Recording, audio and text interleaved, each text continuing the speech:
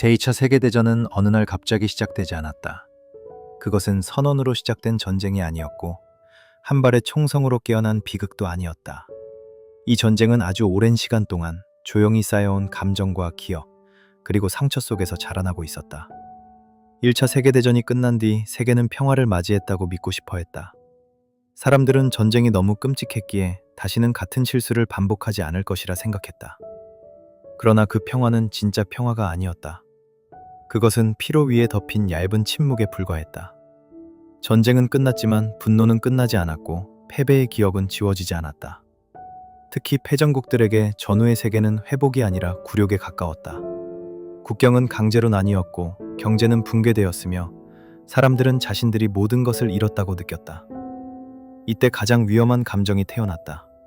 바로 집단적인 상실감과 억울함이었다. 인간은 개인적으로 상처를 입었을 때보다 집단으로 상처를 입었다고 느낄 때 훨씬 극단적인 선택을 한다. 전후의 사회는 겉으로는 질서를 회복하는 듯 보였지만 그 내부에는 분노와 좌절, 그리고 설명되지 않은 질문들이 쌓여가고 있었다. 왜 우리는 이렇게 되었는가? 왜 고통은 우리에게만 남았는가? 이 질문에 아무도 명확한 답을 주지 못했을 때 사람들은 점점 다른 형태의 해답을 찾기 시작했다. 그것은 이성적인 분석이 아니라 감정적인 위로였다. 경제는 회복되지 않았고 실업자는 늘어났으며 미래는 보이지 않았다. 사람들은 오늘을 버티는 것만으로도 벅찼다. 이런 상황에서 민주주의와 합리적인 토론은 너무 느리고 무력해 보였다. 대신 단순하고 강력한 목소리가 사람들의 마음을 파고들기 시작했다. 누군가는 말해주기를 원했다. 우리의 고통은 이유가 있으며 우리의 분노는 정당하다고. 그리고 그 모든 문제에는 명확한 책임자가 존재한다고. 이 순간부터 전쟁의 씨앗은 이미 뿌려지고 있었다. 총과 탱크는 아직 등장하지 않았지만 생각과 감정은 이미 전투를 시작하고 있었다.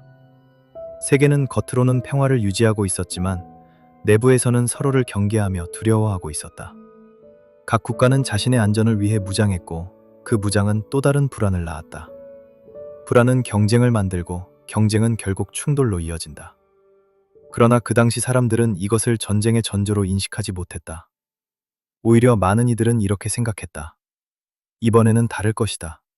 이번에는 통제할 수 있을 것이다. 하지만 역사는 반복해서 보여준다. 인간은 자신이 만든 불안의 속도를 과소평가한다는 것을.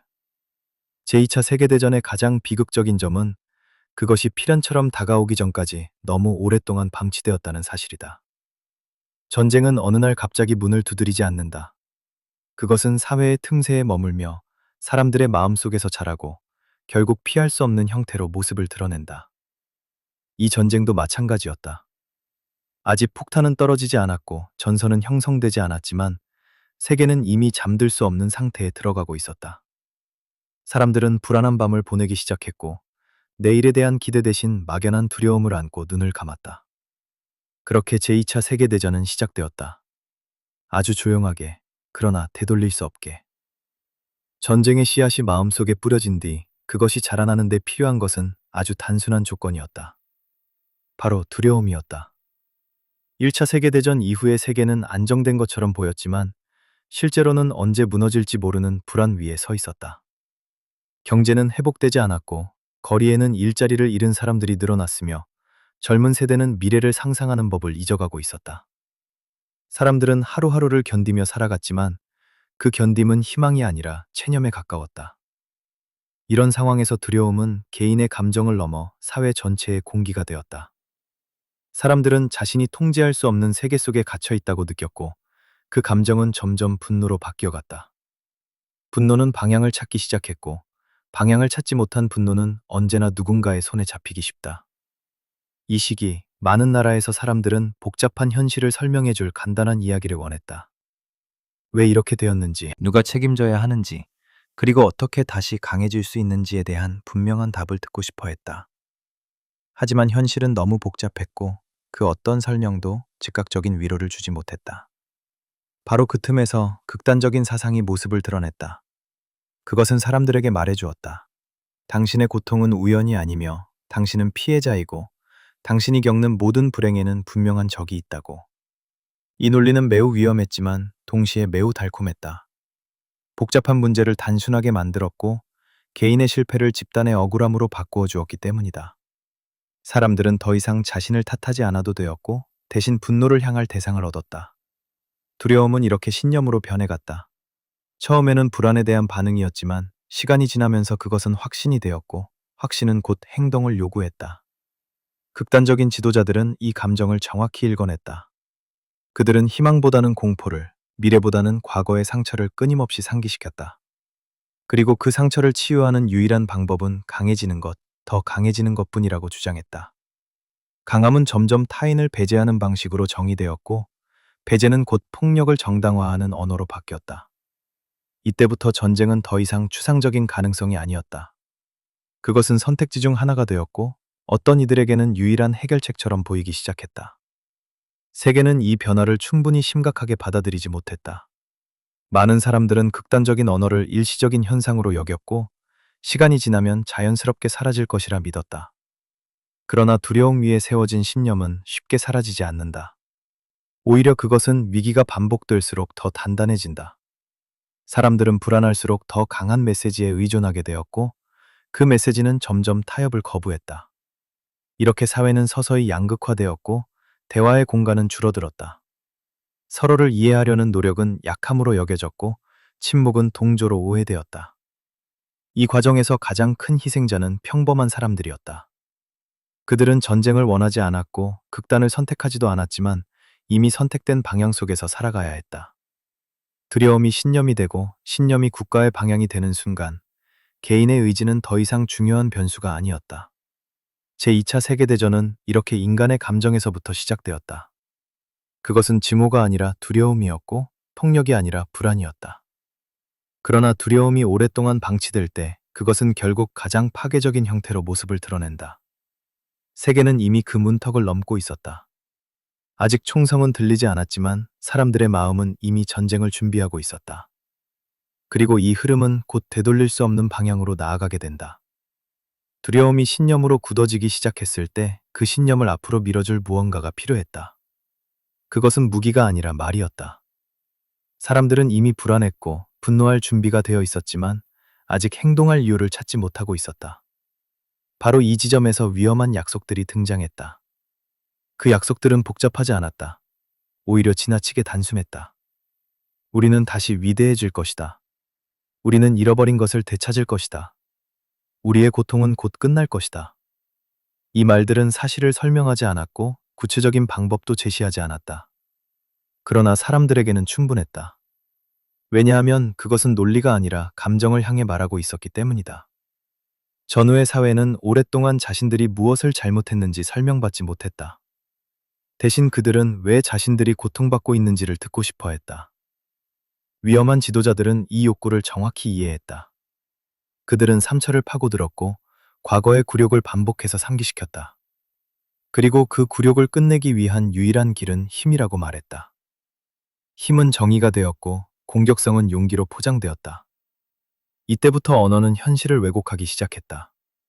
침략은 방어로, 지배는 회복으로, 폭력은 필연으로 설명되었다. 사람들은 이 설명을 의심하기보다는 받아들이는 쪽을 선택했다.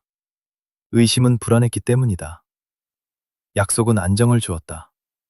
비록 그 안정이 거짓일지라도 불확실한 현실보다는 훨씬 견디기 쉬웠다. 문제는 이 약속들이 개인에게서 끝나지 않았다는 점이다. 그것은 집단의 기억과 결합되었고 국가의 정체성으로 흡수되었다. 어느 순간부터 사람들은 이렇게 말하기 시작했다. 우리는 선택의 여지가 없다. 이렇게 하지 않으면 다시 고통받을 것이다. 이 말은 전쟁을 피하기 위한 논리처럼 들렸지만 실제로는 전쟁을 정당화하는 가장 강력한 도구였다. 세계의 다른 나라들 역시 이 흐름을 보고 있었다. 그러나 그들은 행동하지 않았다. 그 이유는 무관심이라기보다는 피로에 가까웠다. 1차 세계대전의 기억은 너무도 생생했고 누구도 다시 그 악몽을 마주하고 싶지 않았다. 그래서 사람들은 스스로를 설득했다. 이것은 일시적인 현상일 것이다. 저 약속들은 내부용일 뿐이다. 설마 다시 전쟁까지 가겠는가? 이 집단적인 자기기만은 위험한 언어와 결합되며 더욱 강해졌다. 침묵은 동의로 해석되었고 양보는 약함으로 간주되었다. 이렇게 세계는 조금씩 밀려났다. 한 걸음씩 아주 천천히. 뒤돌아보면 분명히 멈출 수 있는 지점들이 있었지만 그 순간에는 모두가 아직 늦지 않았다고 믿고 있었다. 그러나 전쟁으로 가는 길은 늘 이렇게 만들어진다. 급격한 선택이 아니라 수많은 작은 타협의 결과로. 약속은 점점 더 커졌고 그 약속을 유지하기 위해 더 많은 행동이 필요해졌다. 행동은 다시 더 강한 약속을 요구했다. 이 순환 속에서 전쟁은 더 이상 극단적인 선택이 아니었다. 그것은 약속을 완성하기 위한 마지막 단계처럼 보이기 시작했다. 가장 비극적인 점은 이 모든 과정이 대중의 열광 속에서 이루어졌다는 사실이다. 사람들은 자신들이 파괴로 향하고 있다는 것을 인식하지 못했다. 그들은 단지 더 나은 내일을 기대하고 있었을 뿐이다. 그러나 그 내일은 점점 타인의 고통 위에 세워지고 있었다. 이렇게 위험한 약속들은 세계를 조용히 몰아갔다. 총성보다 먼저, 폭탄보다 먼저, 언어가 전쟁을 시작했다. 그리고 그 언어는 이미 되돌릴 수 없는 선을 넘고 있었다. 다음 단계는 더 이상 말이 아니었다. 선택과 행동, 그리고 현실의 충돌이 남아있을 뿐이었다. 어느 순간부터 세계는 더 이상 전쟁을 선택하고 있다는 느낌을 받지 못했다. 사람들은 자신들이 단지 상황에 반응하고 있을 뿐이라고 믿었다. 각 나라의 결정은 방어처럼 보였고 대비처럼 들렸으며 불가피한 조치로 설명되었다. 그러나 그 모든 반응들이 모였을 때 세계는 이미 하나의 방향으로 흘러가고 있었다. 전쟁은 더 이상 극단적인 선택지가 아니라 점점 자연스러운 결과처럼 인식되기 시작했다. 이것이 제2차 세계대전으로 향하는 가장 위험한 순간이었다. 누구도 전쟁을 원한다고 말하지 않았지만 모두가 전쟁을 향해 움직이고 있었다. 이 시기의 국제사회는 불안으로 가득 차 있었다. 한 나라의 무장 강화는 다른 나라의 불안을 자극했고 그 불안은 다시 또 다른 대비를 낳았다. 이렇게 두려움은 서로를 비추는 거울이 되었다. 한쪽이 움직이면 다른 쪽도 움직여야 했고 멈추는 것은 곧 약함으로 해석되었다. 외교는 점점 신뢰를 잃었고 협상은 시간을 벌기 위한 수단으로 전락했다. 말은 여전히 오갔지만 그 말에는 더 이상 믿음이 담겨 있지 않았다. 세계는 대화를 하고 있었지만 실제로는 서로의 의도를 의심하며 거리를 벌리고 있었다. 이때 가장 큰 문제는 누구도 자신이 공격자가 될 것이라고 생각하지 않았다는 점이다. 모든 국가는 자신을 방어자라고 규정했고 상대의 행동을 위협으로 해석했다. 이런 인식 속에서 긴장은 스스로 증폭되었다. 어느 날의 작은 사건도, 오해도, 국지적인 충돌도 순식간에 국제적인 위기로 확대될 수 있는 상태가 되었다. 전쟁은 아직 시작되지 않았지만 세계는 이미 전쟁의 언어를 사용하고 있었다. 국민들에게 전달되는 메시지는 점점 단순해졌다. 우리는 준비해야 한다. 우리는 더 이상 물러설 수 없다. 지금 행동하지 않으면 더 큰 고통이 온다. 이 말들은 불안을 진정시키는 것처럼 들렸지만 실제로는 공포를 정상화하는 역할을 했다. 사람들은 불안한 상태에 익숙해졌고 그 익숙함은 경계심을 무디게 만들었다. 전쟁에 대한 상상은 더 이상 공포가 아니라 대비의 대상이 되었고 대비는 곧 정당화되었다. 이 과정에서 개인의 감정은 점점 사라졌다. 정책과 전략, 국가의 이익이라는 말들이 앞에 놓이면서 전쟁이 가져올 실제 고통은 뒤로 밀려났다. 수백만 명의 삶이 영향을 받을 것이라는 사실은 추상적인 숫자로 바뀌었고 그 숫자는 회의실과 연설문 속에서 쉽게 다뤄졌다. 인간의 얼굴은 사라지고 지도 위에 선과 화살표만 남았다. 이것이 전쟁이 불가피해지는 또 다른 이유였다. 고통이 보이지 않게 될수록 결정은 쉬워진다. 세계는 여러 번 멈출 기회를 가졌다. 위기를 완화할 수 있는 순간도 있었고 대화를 통해 긴장을 낮출 수도 있었다. 그러나 그때마다 사람들은 이렇게 생각했다. 아직은 아니다. 지금 양보하면 더 큰 위험이 온다. 조금만 더 기다리면 상황이 정리될 것이다. 이 작은 판단들이 쌓여 결국 큰 흐름을 만들었다. 전쟁은 한 번의 결정으로 시작되지 않는다. 그것은 수많은 미루기와 회피, 그리고 자기 합리화의 결과다. 어느 날 세계는 문득 깨닫게 된다. 더 이상 돌아갈 수 없다는 사실을. 이 지점에서 전쟁은 선택이 아니라 조건이 된다. 선택할 수 있는 다른 길이 사라졌다고 느끼는 순간 사람들은 전쟁을 받아들이기 시작한다. 제2차 세계대전으로 가는 길도 정확히 그랬다. 사람들은 이미 너무 많은 것을 걸어왔고 너무 많은 말을 했으며 너무 많은 약속을 해버렸다.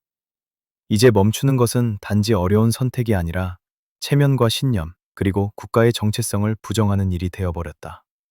그렇게 세계는 스스로를 궁지로 몰아넣었다. 이때 전쟁은 더 이상 외부에서 강요된 재앙이 아니었다. 그것은 인간이 만든 구조 속에서 자연스럽게 흘러나온 결과였다. 가장 비극적인 점은 이 모든 과정이 점진적으로 이루어졌다는 사실이다. 그래서 사람들은 그 심각성을 인식하지 못했다. 변화는 너무 느렸고 일상은 계속되었기 때문이다. 아이들은 여전히 학교에 갔고 사람들은 일을 했으며 밤이 되면 잠자리에 들었다. 그러나 그 잠은 점점 얕아졌다. 세상 어딘가에서 무언가가 곧 터질 것이라는 예감이 말로 표현되지 않은 채 사람들의 마음을 짓누르고 있었다. 전쟁은 그렇게 불가피한 것이 되었다. 누군가 원했기 때문이 아니라 모두가 다른 선택을 할 용기를 잃었기 때문에. 그리고 그 순간 이후 세계는 더 이상 전쟁을 막는 방법을 이야기하지 않았다. 대신 어떻게 대비할 것인가, 어떻게 버틸 것인가를 이야기하기 시작했다. 이 변화가 의미하는 바는 분명했다. 전쟁은 이미 시작되고 있었고, 다만 아직 그 이름을 부르지 않았을 뿐이었다. 전쟁이 불가피한 흐름이 되었을 때, 그것은 더 이상 추상적인 개념이 아니었다. 전쟁은 서서히 사람들의 삶 속으로 스며들기 시작했다. 그러나 이때에도 많은 이들은 자신이 전쟁의 일부가 되었다는 사실을 바로 깨닫지 못했다. 변화는 너무 점진적이었고 일상은 여전히 유지되고 있었기 때문이다. 처음에는 징병 통지서가 한 장씩 도착했고 물자가 조금씩 부족해졌으며 뉴스의 어조가 달라졌다. 사람들은 이것을 일시적인 불편으로 여겼고 곧 끝날 것이라 믿었다. 하지만 전쟁은 그렇게 시작되지 않는다. 그것은 사람들의 선택을 요구하지 않고 대신 상황을 만들어 선택지가 사라지게 만든다. 어느 날 평범했던 삶은 더 이상 유지될 수 없게 되었고 사람들은 자신도 모르는 사이에 전쟁의 톱니바퀴 속으로 들어가 있었다. 대부분의 사람들은 싸우고 싶어서 싸운 것이 아니었다. 그들은 단지 살아남기 위해, 가족을 지키기 위해, 혹은 선택할 다른 길이 없어서 움직였다. 그러나 전쟁은 이런 개인적인 이유들을 고려하지 않는다.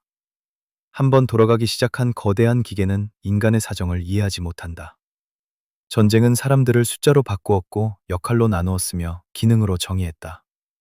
병사, 노동자, 후방지원자, 피난민. 이 단어들은 사람들의 이름을 대신했고 그 안에서 개인의 이야기는 점점 희미해졌다. 전쟁의 가장 잔인한 점은 바로 이 과정에 있다. 인간을 하나의 존재로 보지 않고 목적을 위한 수단으로 바꾸는 순간 고통은 구조 안에 숨겨진다. 사람들은 점점 더 많은 것을 잃기 시작했다. 집을 떠나야 했고 가족과 헤어졌으며 미래에 대한 계획을 포기해야 했다. 그러나 이 상실은 한 번에 찾아오지 않았다. 그것은 조금씩, 반복적으로, 마치 익숙해지기를 강요하듯 다가왔다. 처음에는 불편함이었고, 그 다음은 결핍이었으며, 결국에는 상실이 일상이 되었다. 이때 가장 큰 피해를 입은 것은 평범함이었다. 평범한 하루, 평범한 식사, 평범한 잠. 이런 것들이 사라질 때 사람들은 자신이 무엇을 잃고 있는지 정확히 인식하지 못한다. 대신 그들은 버텨야 한다고 생각했고 버팀은 미덕으로 포장되었다. 전쟁은 인내를 요구했고 인내는 침묵을 낳았다. 침묵 속에서 고통은 더욱 깊어졌다. 특히 전선에서 멀리 떨어진 곳에 있는 사람들의 고통은 쉽게 보이지 않았다. 그들은 폭탄을 맞지 않았고 총을 들지 않았지만 전쟁은 그들의 삶을 동일하게 파괴하고 있었다. 식량은 줄어들었고 아이들은 자라면서 결핍을 배웠으며 밤은 점점 길어졌다. 사람들은 전쟁이 끝나면 다시 돌아갈 수 있을 것이라 믿으며 하루를 견뎠다. 그러나 전쟁은 돌아갈 수 없는 선을 이미 넘고 있었다. 시간이 지날수록 사람들은 자신이 겪는 고통을 말하지 않게 되었다. 모두가 힘들다는 사실이 오히려 침묵을 강요했기 때문이다. 누구의 고통이 더 큰지를 비교하는 순간 고통은 더 이상 위로가 되지 않는다. 이렇게 개인의 상처는 집단의 침묵 속에 묻혔다. 전쟁은 단지 생명을 앗아가는 것이 아니었다. 그것은 사람들의 감정을 무디게 만들었고 상실에 익숙해지게 했으며 비정상을 정상처럼 받아들이도록 만들었다. 이것이 전쟁의 진짜 피해였다. 숫자로 기록되지 않는 부분, 통계로 남지 않는 상처들. 사람들은 살아있었지만 이전과 같은 사람이 아니었다. 이 시점에서 제2차 세계대전은 이미 단순한 국제 분쟁이 아니었다. 그것은 인간의 삶 전체를 바꾸어 놓는 거대한 재편 과정이 되었다. 전쟁은 사람들을 선택하지 않았고 설명하지도 않았다. 그것은 단지 사람들을 끌어당겼고 그 안에서 각자는 자신이 감당할 수 없는 무게를 짊어지게 되었다. 그리고 이 무게는 시간이 지날수록 더 분명해졌다. 아직 전쟁은 끝나지 않았지만 그 대가는 이미 곳곳에서 드러나고 있었다. 이것은 시작에 불과했다. 더 큰 상실과 더 깊은 상처는 이제 막 모습을 드러내고 있었고 세계는 그 무게를 온전히 인식하지 못한 채 앞으로 나아가고 있었다. 전쟁이 불가피한 흐름이 되었을 때 그것은 더 이상 추상적인 개념이 아니었다. 전쟁은 서서히 사람들의 삶 속으로 스며들기 시작했다. 그러나 이때에도 많은 이들은 자신이 전쟁의 일부가 되었다는 사실을 바로 깨닫지 못했다. 변화는 너무 점진적이었고 일상은 여전히 유지되고 있었기 때문이다. 처음에는 징병 통지서가 한 장씩 도착했고 물자가 조금씩 부족해졌으며 뉴스의 어조가 달라졌다. 사람들은 이것을 일시적인 불편으로 여겼고 곧 끝날 것이라 믿었다. 하지만 전쟁은 그렇게 시작되지 않는다. 그것은 사람들의 선택을 요구하지 않고 대신 상황을 만들어 선택지가 사라지게 만든다. 어느 날 평범했던 삶은 더 이상 유지될 수 없게 되었고 사람들은 자신도 모르는 사이에 전쟁의 톱니바퀴 속으로 들어가 있었다. 대부분의 사람들은 싸우고 싶어서 싸운 것이 아니었다. 그들은 단지 살아남기 위해, 가족을 지키기 위해, 혹은 선택할 다른 길이 없어서 움직였다. 그러나 전쟁은 이런 개인적인 이유들을 고려하지 않는다. 한번 돌아가기 시작한 거대한 기계는 인간의 사정을 이해하지 못한다. 전쟁은 사람들을 숫자로 바꾸었고 역할로 나누었으며 기능으로 정의했다. 병사, 노동자, 후방 지원자, 피난민. 이 단어들은 사람들의 이름을 대신했고 그 안에서 개인의 이야기는 점점 희미해졌다. 전쟁의 가장 잔인한 점은 바로 이 과정에 있다. 인간을 하나의 존재로 보지 않고 목적을 위한 수단으로 바꾸는 순간 고통은 구조 안에 숨겨진다. 사람들은 점점 더 많은 것을 잃기 시작했다. 집을 떠나야 했고 가족과 헤어졌으며 미래에 대한 계획을 포기해야 했다. 그러나 이 상실은 한 번에 찾아오지 않았다. 그것은 조금씩 반복적으로 마치 익숙해지기를 강요하듯 다가왔다. 처음에는 불편함이었고 그 다음은 결핍이었으며 결국에는 상실이 일상이 되었다. 이때 가장 큰 피해를 입은 것은 평범함이었다. 평범한 하루, 평범한 식사, 평범한 잠. 이런 것들이 사라질 때 사람들은 자신이 무엇을 잃고 있는지 정확히 인식하지 못한다. 대신 그들은 버텨야 한다고 생각했고 버팀은 미덕으로 포장되었다. 전쟁은 인내를 요구했고 인내는 침묵을 낳았다. 침묵 속에서 고통은 더욱 깊어졌다. 특히 전선에서 멀리 떨어진 곳에 있는 사람들의 고통은 쉽게 보이지 않았다. 그들은 폭탄을 맞지 않았고 총을 들지 않았지만 전쟁은 그들의 삶을 동일하게 파괴하고 있었다. 식량은 줄어들었고 아이들은 자라면서 결핍을 배웠으며 밤은 점점 길어졌다. 사람들은 전쟁이 끝나면 다시 돌아갈 수 있을 것이라 믿으며 하루를 견뎠다. 그러나 전쟁은 돌아갈 수 없는 선을 이미 넘고 있었다. 시간이 지날수록 사람들은 자신이 겪는 고통을 말하지 않게 되었다. 모두가 힘들다는 사실이 오히려 침묵을 강요했기 때문이다. 누구의 고통이 더 큰지를 비교하는 순간 고통을 더 이상 위로가 되지 않는다. 이렇게 개인의 상처는 집단의 침묵 속에 묻혔다. 전쟁은 단지 생명을 앗아가는 것이 아니었다. 그것은 사람들의 감정을 무디게 만들었고 상실에 익숙해지게 했으며 비정상을 정상처럼 받아들이도록 만들었다. 이것이 전쟁의 진짜 피해였다. 숫자로 기록되지 않는 부분, 통계로 남지 않는 상처들. 사람들은 살아있었지만 이전과 같은 사람이 아니었다. 이 시점에서 제2차 세계대전은 이미 단순한 국제분쟁이 아니었다. 그것은 인간의 삶 전체를 바꾸어 놓는 거대한 재편 과정이 되었다. 전쟁은 사람들을 선택하지 않았고 설명하지도 않았다. 그것은 단지 사람들을 끌어당겼고 그 안에서 각자는 자신이 감당할 수 없는 무게를 짊어지게 되었다. 그리고 이 무게는 시간이 지날수록 더 분명해졌다. 아직 전쟁은 끝나지 않았지만 그 대가는 이미 곳곳에서 드러나고 있었다. 이것은 시작에 불과했다. 더 큰 상실과 더 깊은 상처는 이제 막 모습을 드러내고 있었고, 세계는 그 무게를 온전히 인식하지 못한 채 앞으로 나아가고 있었다. 전쟁이 길어질수록 사람들은 점점 한 가지 위험한 상태에 익숙해졌다. 그것은 비정상이 일상이 되는 순간이었다. 처음에는 누구도 믿고 싶지 않았다. 인간이 인간에게 이렇게까지 할 수 있다는 사실을. 그러나 전쟁은 그 경계를 조금씩 아주 조심스럽게 무너뜨렸다. 오늘은 허용되지 않던 일이 내일은 불가피한 선택으로 설명되었고, 며칠 뒤에는 당연한 조치로 받아들여졌다. 이렇게 도덕은 갑자기 사라지지 않았다. 그것은 계속해서 미뤄졌고 침묵 속에서 점점 작아졌다. 사람들은 자신이 옳지 않다고 느끼는 일을 하면서도 이렇게 말하기 시작했다. 지금은 예외적인 상황이다. 모두를 위해 어쩔 수 없다. 나만 거부한다고 달라질 것은 없다. 이 말들은 개인을 보호하는 듯 보였지만 사실은 책임을 흐리게 만드는 가장 강력한 논리였다. 전쟁은 사람들에게 선택을 강요했지만 그 선택에는 언제나 압박이 따랐다. 거부하면 위험해질 수 있었고 침묵하면 안전할 수 있었다. 이때 많은 사람들은 적극적인 악인이 되지 않기 위해 수동적인 동조자가 되는 길을 택했다. 그리고 전쟁은 바로 이 침묵을 통해 유지되었다. 가장 무서운 것은 잔혹함 자체가 아니라 잔혹함이 정상처럼 기능하는 구조였다. 명령은 위에서 내려왔고 그 명령은 체계 속에서 분해되었다. 누구도 전체를 책임지지 않았고 모두는 자신의 역할만 수행했다고 믿었다.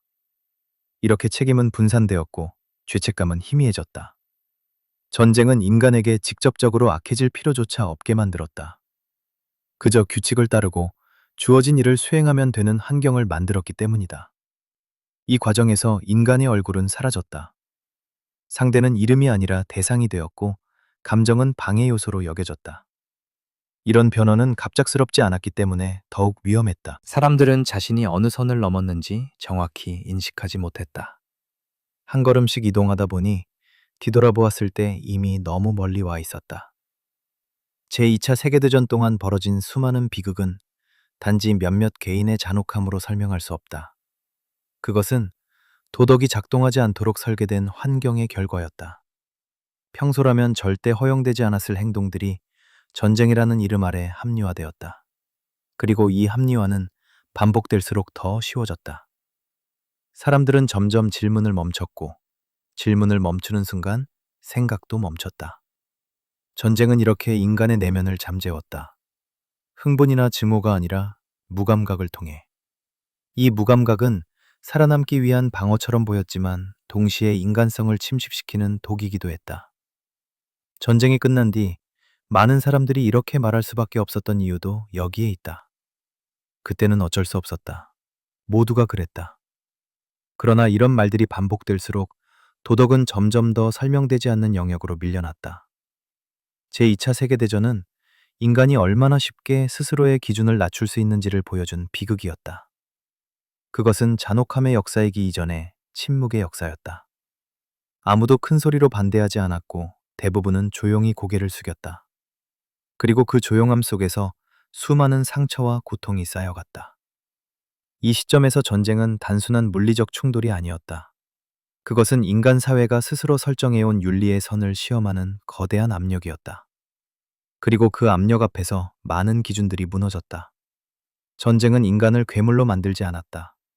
오히려 평범한 인간이 괴물이 되지 않기 위해 어떤 선택을 포기하는지를 보여주었다. 이것이 제2차 세계대전이 남긴 가장 불편한 질문 중 하나다. 악은 언제나 특별한 모습으로 나타나지 않는다. 그것은 종종 질서와 규칙, 그리고 침묵 속에서 자란다. 전쟁은 그 침묵을 길게 유지시켰고 그 결과는 너무도 깊은 상처로 남았다. 이 상처는 전쟁이 끝난 뒤에도 쉽게 사라지지 않았다. 오히려 이제 막 모습을 드러내고 있었다. 전쟁의 끝이 가까워질수록 사람들은 이상한 감정을 느끼기 시작했다. 그것은 안도도 기쁨도 아닌 설명하기 어려운 공허함이었다. 수년 동안 이어진 긴장과 두려움 속에서 사람들은 이미 전쟁의 리듬에 익숙해져 있었고 그 리듬이 사라질 것이라는 사실조차 쉽게 받아들이지 못했다. 소문과 신호들은 곳곳에서 들려왔다. 전선이 무너지고 지도자들의 목소리가 약해지며 더 이상 이전과 같은 확신이 느껴지지 않는다는 것을 사람들은 직감적으로 알고 있었다. 그러나 이 끝은 환호로 다가오지 않았다. 오히려 침묵 속에서 서서히 모습을 드러냈다.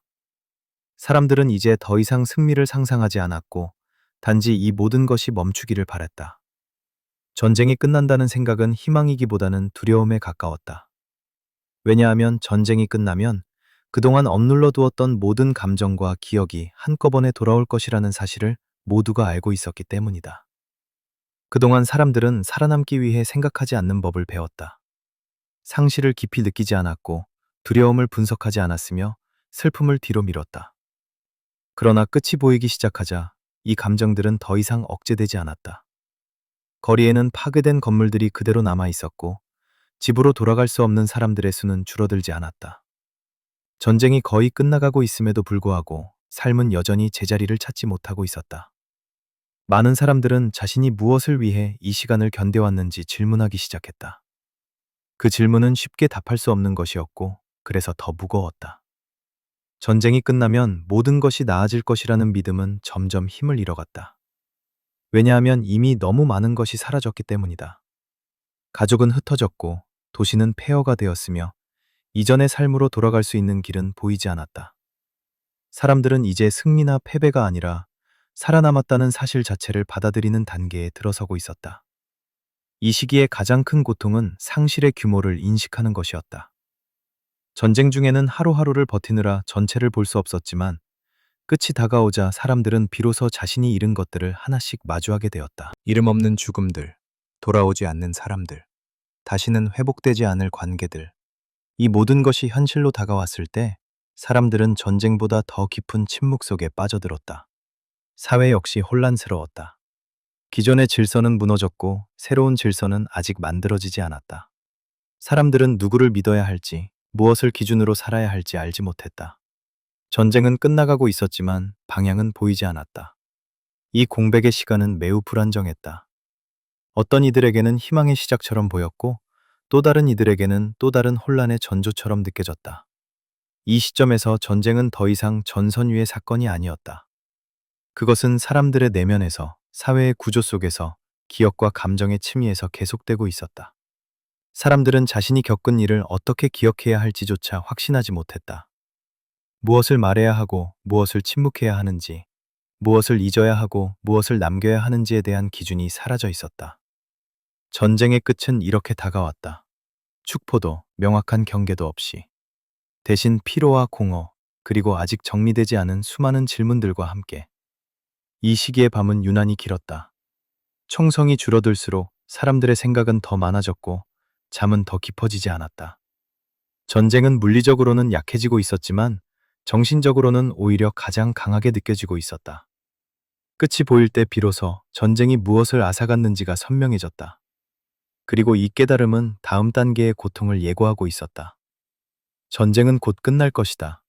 그러나 그 끝은 새로운 시작이 아니라 오랫동안 마주해야 할 무거운 현실의 문을 여는 순간에 가까웠다. 마침내 전쟁은 끝났다는 말이 공식적으로 선언되었다. 총성은 멎었고 명령은 중단되었으며 사람들은 더 이상 피난을 준비하지 않아도 되는 날을 맞이했다. 그러나 이 끝은 많은 이들이 상상해왔던 모습과는 달랐다. 환호는 잠깐이었고 기쁨은 오래가지 않았다. 전쟁이 끝났다는 사실보다 더 크게 다가온 것은 이제 무엇을 해야 하는가라는 질문이었다. 사람들은 오랫동안 생존이라는 단 하나의 목표에 집중해왔고, 그 목표가 사라지자 삶의 방향을 잃은 듯한 감각에 빠졌다. 전쟁은 끝났지만 세계는 예전의 자리로 돌아가지 않았다. 도시들은 여전히 파괴된 상태였고, 집이라고 부를 수 있는 공간을 잃은 사람들은 갈 곳을 찾지 못했다. 거리에는 살아남은 사람들이 있었지만 그 얼굴에는 공통된 피로가 남아 있었다.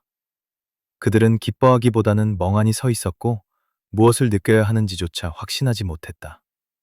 전쟁이 끝나면 모든 것이 회복될 것이라는 믿음은 너무 단순했다.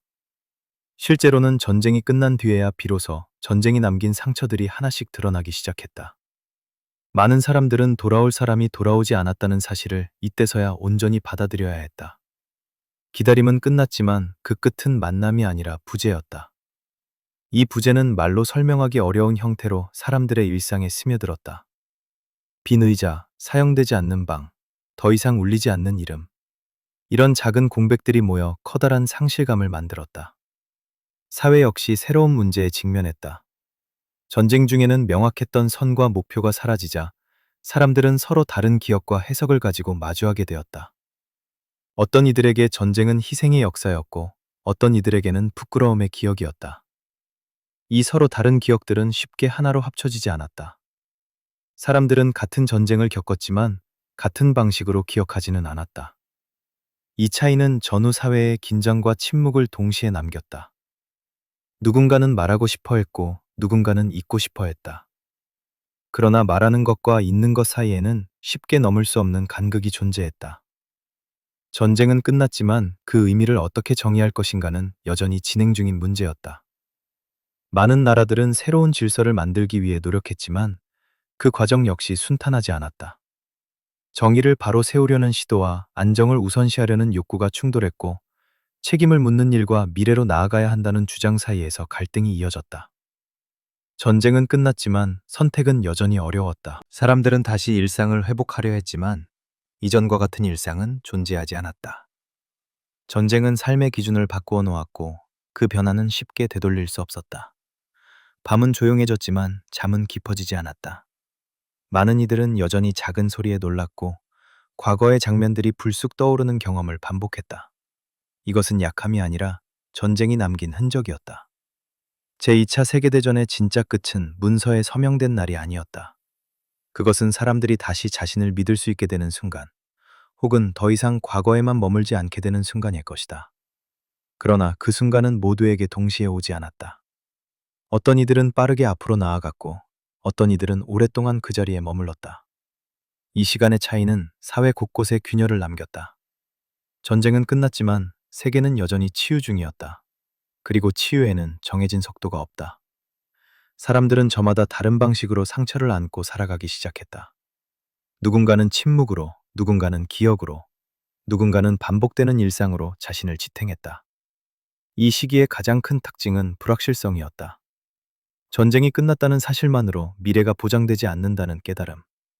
세계는 이제 새로운 질문 앞에 서 있었다. 어떻게 다시 신뢰할 것인가? 어떻게 함께 살아갈 것인가? 그리고 이 모든 일이 다시 반복되지 않게 하려면 무엇을 기억해야 하는가? 이 질문들은 아직 답을 찾지 못한 채 남아 있었다. 전쟁은 공식적으로 끝났지만 그 여파는 여전히 사람들의 삶 속에서 조용히 이어지고 있었다. 이제 마지막으로 남은 것은 이 경험을 어떻게 받아들이고 어떤 교훈으로 남길 것인가였다. 그리고 그 선택은 다음 세대에게 조용히 넘겨지고 있었다. 제2차 세계대전이 완전히 과거로 밀려난 지금, 사람들은 종종 이렇게 묻는다. 우리는 이 전쟁으로부터 무엇을 배웠는가? 이 질문은 단순해 보이지만 결코 쉽게 대답할 수 없다. 왜냐하면 이 전쟁은 하나의 원인이나 하나의 잘못으로 설명될 수 있는 사건이 아니었기 때문이다. 그것은 오랜 시간 동안 쌓여온 두려움, 분노, 침묵, 그리고 책임을 미룬 선택들의 결과였다. 전쟁은 특정한 순간에 시작된 것이 아니라 수많은 작은 판단들이 겹쳐진 끝에 모습을 드러냈다. 그래서 전쟁의 책임 역시 한 사람이나 한 나라에만 머물지 않는다. 그것은 인간 사회 전체가 함께 만들어낸 비극이었다. 이 사실을 받아들이는 일은 불편하지만 동시에 가장 중요한 교훈이기도 하다. 제2차 세계대전은 인간이 얼마나 쉽게 공포에 휘둘릴 수 있는지를, 그리고 그 공포가 어떻게 증오와 폭력으로 변질될 수 있는지를 보여주었다. 또한 침묵이 얼마나 위험한 선택이 될 수 있는지도 분명히 드러냈다. 많은 비극은 적극적인 악의보다 조용한 방관 속에서 자라났다. 전쟁이 끝난 뒤 세계는 다시는 같은 실수를 반복하지 않겠다고 다짐했다. 국제기구가 만들어졌고 인권이라는 개념이 더 분명해졌으며 전쟁의 참혹함을 기록하려는 노력도 이어졌다. 그러나 기억은 시간이 지나면서 희미해지고 고통은 세대가 바뀌며 이야기로만 남게 된다. 이 지점에서 역사는 다시 시험대에 오른다. 기억이 단지 과거의 기록으로 남을 것인지 아니면 현재의 선택을 바꾸는 기준이 될 것인지. 제2차 세계대전의 진짜 의미는 바로 여기에 있다. 그것은 끝난 사건이 아니라 계속해서 되묻는 질문이다. 우리는 불안 앞에서 어떤 선택을 할 것인가? 분노를 어떻게 다룰 것인가? 그리고 침묵이 편안해 보일 때에도 말해야 할 용기를 가질 수 있는가? 전쟁은 인간에게 극단적인 상황을 보여주었지만 그 안에서 드러난 선택들은 평시에도 반복된다. 갈등은 언제나 작은 불만에서 시작되고 적대는 서서히 정상화되며 폭력은 어느 순간 불가피한 것으로 포장된다. 제2차 세계대전은 이 흐름이 어디까지 갈 수 있는지를 보여준 사례였다. 그래서 이 전쟁을 기억하는 일은 단순히 희생자를 기리는 것을 넘어 현재를 경계하는 행위이기도 하다. 전쟁이 남긴 가장 큰 유산은 파괴된 도시도 바뀐 국경도 아니다. 그것은 인간이 스스로에게 던져야 할 질문의 무게다. 우리는 언제 멈춰야 하는가? 그리고 언제 침묵을 깨야 하는가? 이 질문에 대한 답은 하나로 정해져 있지 않다. 하지만 질문 자체를 잊지 않는 것이 중요하다. 제2차 세계대전은 인류에게 너무 큰 대가를 요구했고, 그 대가는 지금도 완전히 지불되지 않았다. 많은 상처는 여전히 이야기되지 않았고, 많은 기억은 아직도 정리되지 않았다. 그러나 그럼에도 불구하고 사람들은 살아가고, 다음 세대는 새로운 세상을 만들어간다. 이것이 인간의 강인함이자 동시에 다시 실수할 수 있는 가능성이다. 그래서 역사는 경고이면서 희망이다. 전쟁의 이야기를 조용히 되새기는 이유는 공포를 반복하기 위해서가 아니라 같은 길을 다시 걷지 않기 위해서다. 오늘 이 이야기를 듣는 당신이 느끼는 감정은 무거울 수도 있고 멀게 느껴질 수도 있다. 하지만 그 감정 자체가 역사가 여전히 살아있다는 증거다. 제2차 세계대전은 끝났지만 그 질문은 끝나지 않았다. 그리고 그 질문은 지금을 사는 우리에게 조용히 전달되고 있다. 이 이야기는 여기서 마무리되지만 기억은 계속된다. 소리 없이, 그러나 사라지지 않게. 이제 이 긴 이야기를 내려놓고 잠시 숨을 고를 시간이다. 전쟁이 남긴 무거운 그림자를 뒤로한 채 오늘의 밤은 조금 더 조용히 흘러가기를 바라면서